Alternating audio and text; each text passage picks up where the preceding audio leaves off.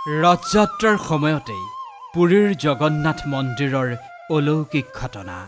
ভগৱান জগন্নাথে কি সংকেত দিছে, এই কলিযুগত কি সংকেত দিছে জগন্নাথে, জগন্নাথত কি অলৌকিক ঘটনা দেখি বৈজ্ঞানিকো হতবাক হৈ পৰিল। কি অলৌকিক ঘটনা দেখি আৰক্ষী পূজাৰী সকলো হতবাক হৈ পৰিল। ভক্ত থৰহৰি কম্পমান জগন্নাথৰ অলৌকিক মহিমা দেখি। আপুনিও আচৰিত হৈ পৰিব জগন্নাথৰ অলৌকিকতা দেখি। আপুনিও আচৰিত হ'ব জগন্নাথ মন্দিৰৰ গৰ্ভগৃহৰ অদ্ভুত ৰহস্যৰ বিষয়ে জানিলে। অদ্ভুত ঘটনা সংঘটিত জগন্নাথৰ গৰ্ভগৃহত। জগন্নাথৰ গৰ্ভগৃহত কি আছে এয়া আপুনি জানি আচৰিত হৈ পৰিব। আজিৰ এই ভিডিঅ'টোত আমি আপোনাক জগন্নাথৰ গৰ্ভগৃহৰ অদ্ভুত ৰহস্যৰ কথা ক'ম। অদ্ভুত কি ঘটনা ঘটিল জগন্নাথৰ গৰ্ভগৃহত, জগন্নাথ মন্দিৰৰ শিখৰৰ সেই মহাত্মৰ কথা আজি আপোনাক ক'ম এই ভিডিঅ'টোত।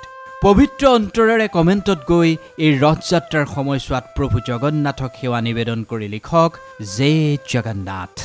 নমস্কাৰ প্ৰিয় দৰ্শক, পজিটিভ ভাইবছৰ এটা নতুন ভিডিঅ'লৈ আপোনালোক সকলোকে স্বাগতম জনাইছোঁ।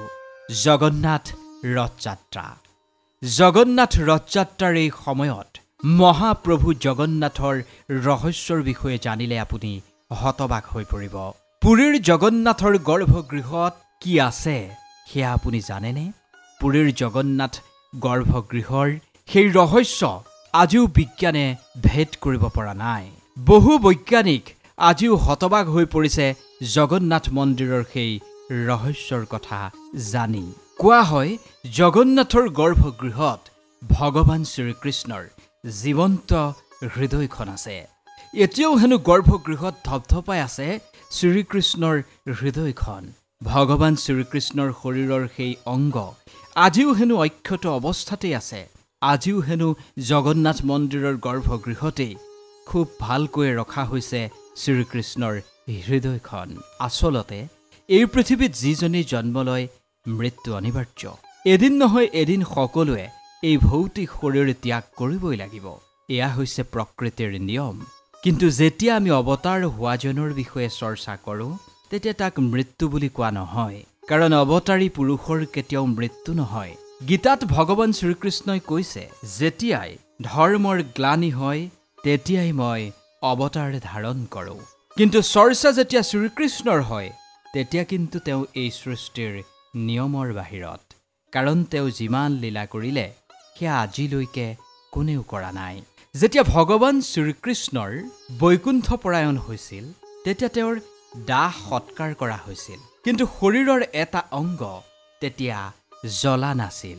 প্ৰশ্নটো হ'ল, যদি সঁচাই বাস্তৱত তেওঁৰ এই অংগ জ্বলা নাছিল তেন্তে সেই অংগ এতিয়ানো ক'ত আছে? হয়, আমি ক'ব বিচাৰিছোঁ শ্ৰীকৃষ্ণৰ হৃদয়খনৰ কথা, যিখন হৃদয় দাহ সৎকাৰ কৰাৰ পিছতো জ্বলা নাছিল, আৰু যিখন হৃদয় এতিয়াও অক্ষত অৱস্থাত আছে জগন্নাথ মন্দিৰত। পৃথিৱীলোক এৰি ভগৱানে কেনেকৈ নিজৰ ধামলৈ গতি কৰিলে তাৰ বৰ্ণনা ভাগৱতৰ একাদশ স্কন্ধত উল্লেখ আছে। আপুনি নিশ্চয় জানে শুকদেৱে ৰজা পৰীক্ষিতক ভাগৱত শুনাইছিল।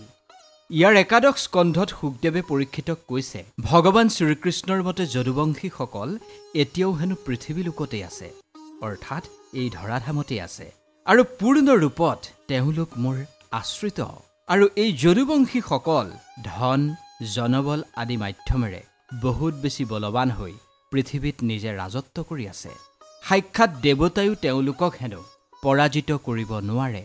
সেইবাবে যদুবংশীসকলৰ মাজত নিজৰ কলা উৎপন্ন কৰিব লাগিবই। তাৰ পিছতহে মই মোৰ ধৰ্মলৈ ঘূৰি যাম। সেই সময়ত ভগৱান শ্ৰীকৃষ্ণ দ্বাৰকাৰ ৰজা আছিল। তেনেকুৱাতে ঋষি বিশ্বামিত্ৰসহ অন্য ঋষিমুনিসকলে দ্বাৰকালৈ আহিছিল। তেতিয়া কৃষ্ণৰ পুত্ৰ চাম্ভ আৰু অন্যান্য যদুবংশীসকলে সেই ঋষিমুনিসকলৰ সৈতে ধেমালি কৰাৰ দুঃসাহস কৰিলে। ঋষিসকলে ভাবিলে তেওঁলোকক উপহাস কৰা হৈছে, তেওঁলোকে অপমানবোধ কৰিছে। তেতিয়া ঋষিসকলে কৃষ্ণপুত্ৰ স্বামক অভিশাপ দিলে, এদিন তোমাৰ কুলো ধ্বংস হ'ব। ঋষিসকলে যোৱাৰ পিছত দ্বাৰকাত বিভিন্ন অথন্তৰ ঘটিবলৈ ধৰিলে। যদুবংশীসকলৰ বুদ্ধি ভ্ৰষ্ট হ'বলৈ ধৰিলে। নিজৰ মাজতেই সংঘাত হ'বলৈ ধৰিলে। এই সংঘাত ইমানেই ভয়ংকৰ হৈ পৰিল, সকলো যদুবংশীৰ মৃত্যু হৈ একেবাৰে যদুকুলেই ধ্বংস হৈ পৰিল। গান্ধাৰীও মহাভাৰতৰ যুদ্ধত পুত্ৰৰ মৃত্যুৰ শোক সহিব নোৱাৰি ভগৱান শ্ৰীকৃষ্ণক অভিশাপ দিছিল। ইয়াতেই চিন্তিত হৈ বলোৰাম ধ্যানত মগ্ন হ'ল আৰু তেনেকৈয়ে তেওঁ ভৌতিক শৰীৰ ত্যাগ কৰিলে। তেতিয়া ভগৱান শ্ৰীকৃষ্ণই এজোপা গছৰ তলত বহি সকলো অন্ধকাৰ নষ্ট কৰি পোহৰাই তুলিছিল। সেই সময়ত ভগৱানে সোঁ ভৰিৰ ওপৰত বাওঁ ভৰি তুলি বহি আছিল। তেওঁৰ চৰণ কোমল ৰক্তৰ দৰে জিলিকি আছিল। তেনেকুৱাতে দূৰৰ পৰা চিকাৰৰ বাবে অহা ব্যাধে ভগৱানৰ চৰণ যুগল হৰিণাৰ মুখখন বুলি ভাবিলে আৰু কোনো কথা নাভাবি লক্ষ্যৰ ফালে বাণ এৰি দিলে। সেই বাণ লগাৰ পিছতেই ভগৱান শ্ৰীকৃষ্ণই ভগৱত ধামলৈ গমন কৰিলে। কিন্তু বিভিন্ন লোককথা অনুসৰি পাণ্ডৱেই হেনো তেওঁৰ অন্তিম সৎকাৰ কৰিছিল, অৰ্জুনেই তেওঁৰ সৎকাৰ কৰিছিল বুলি কোৱা হয়। অন্তিম সৎকাৰৰ সময়ত তেওঁৰ সম্পূৰ্ণ শৰীৰ পঞ্চভূতত বিলীন হৈ গ'ল, কিন্তু তেওঁৰ হৃদয়খন নষ্ট নহ'ল। অন্তিম সময়লৈকে সেয়া ধপধপাই আছিল। পৰৱৰ্তী সময়ত সেয়া জুইৰ পৰা উলিয়াই আনি পানীত উটুৱাই দিছিল অৰ্জুনে। পিছত কৃষ্ণৰ দেহৰ সেই অংগ ৰজা ইন্দ্ৰদ্যুম্নে পালে আৰু তেওঁ ভগৱান জগন্নাথৰ পৰম ভক্ত আছিল।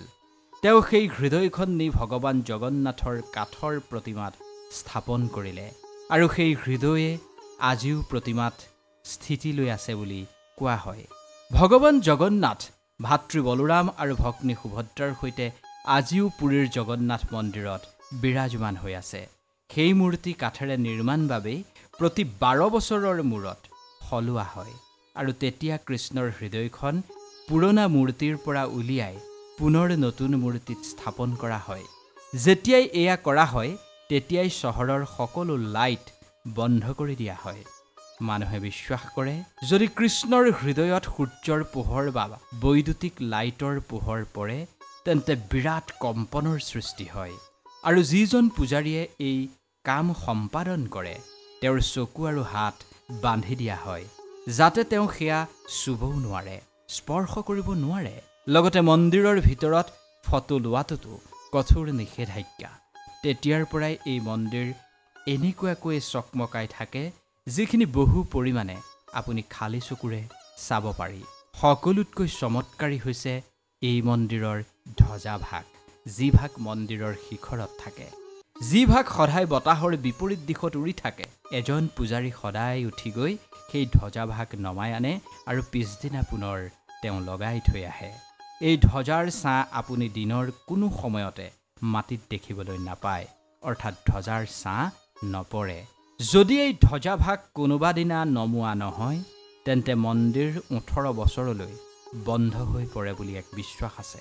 মন্দিৰলৈ যিমানেই ভক্ত নাহক কিয় কেতিয়াও প্ৰসাদৰ কম নহয় বুলি বিশ্বাস কৰা হয়। অৰ্থাৎ এই মন্দিৰৰ ৰন্ধনগৃহ হৈছে আন এক চমৎকাৰ। বিশাল ৰান্ধনীশালত প্ৰতিদিনে 800 লোকে মিলি প্ৰসাদ প্ৰস্তুত কৰে। যিমান ভক্ত আহে সকলোৱে কিন্তু এমুঠি হ'লেও অন্ন পায়। কেতিয়াও অন্নৰ অভাৱো নহয়, নষ্টও নহয়। এই প্ৰসাদ প্ৰস্তুত কৰাৰ প্ৰক্ৰিয়াও খুবেই বেলেগ। 7টা বাচন এটাৰ ওপৰত আন এটা ৰাখি প্ৰস্তুত কৰা হয়। চমৎকাৰী কথাটো হ'ল 7টা বাচনৰ একেবাৰে ওপৰত থকা বাচনটোৰ খাদ্যই প্ৰথমে সিজে। ভাবক, জুইখিনি কিন্তু একেবাৰে তলৰটোত থাকে, অৰ্থাৎ প্ৰথমৰটোত কেতিয়াও প্ৰথম খাদ্য নিসিজে। খাদ্য কোনটোত সিজে? যিটো একেবাৰে ওপৰত থাকে। মন্দিৰৰ ওপৰত লাগি থকা সুদৰ্শন চক্ৰ আপুনি যিকোনো দিশৰ পৰাই চাব পাৰিব। সেয়া হৈছে আন এক চমৎকাৰ। যি দিশৰ পৰাই আপুনি চাব আপোনাৰ এনেকুৱা লাগিব চক্ৰভাগ যেন আপোনাৰ সন্মুখতহে আছে।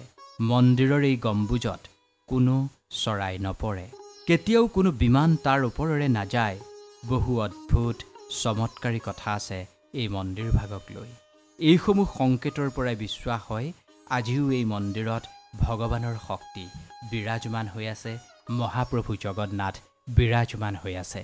এই সময়ছোৱাত আপুনিও যদি মনোকামনা পূৰণৰ হেতু জগন্নাথক প্ৰাৰ্থনা কৰিব বিচাৰিছে তেন্তে এই ভিডিঅ' চোৱাৰ পিছত আপুনি কমেণ্টত জয় জগন্নাথ লিখি আপোনাৰ সেৱা নিবেদন কৰিব আৰু এই ভিডিঅ'টো বিভিন্নজনলৈ শ্বেয়াৰ কৰি যথেষ্ট পুণ্য অৰ্জন কৰি লওক যদি ভিডিঅ'টো ভাল লাগিল অনুগ্ৰহ কৰি লাইক কৰিব কমেণ্ট কৰিব শ্বেয়াৰ কৰিব আৰু আমাৰ এই চেনেলটো ছাবস্ক্ৰাইব কৰি ল'বলৈ নাপাহৰিব যাতে প্ৰথমে আপুনি আমাৰ ভিডিঅ'সমূহ লাভ কৰে ধন্যবাদ